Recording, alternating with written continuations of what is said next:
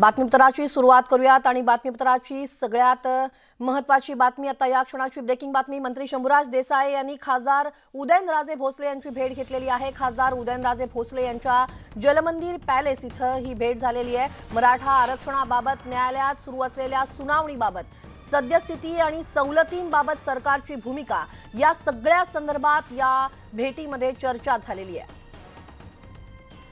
याविषयी अधिक माहिती घेऊयात आमचे प्रतिनिधी सचिन जाधव यांच्याकडून। सचिन, काय आत्ताचे ताजे अपडेट? मराठा आरक्षणासंदर्भात ही भेट झालेली आहे, सरकारची भूमिका देखील या भेटी दरम्यान मांडण्यात आली आहे।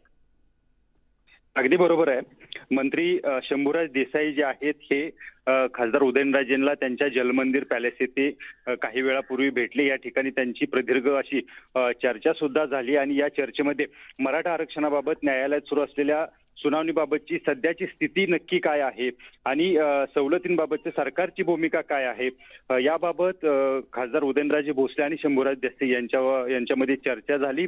आणि ही चर्चा झाल्यानंतर उदयनराजेंनी माध्यमांशी संवाद सुद्धा साधला। यावेळी उदयनराजेंनी सांगितलं, जालन्यातलं जे प्रकरण झालं या ठिकाणी मी जाऊन आलो, लोकांनी ही जे काही आहे ते शांततेने घ्यावं, कुठलाही गडबड किंवा गोंधळ करू नये, सरकारची भूमिका योग्य आहे आणि सरकार हे आरक्षण टिकवेल असा विश्वास सुद्धा उदयनराजेंनी यावेळी व्यक्त केलाय।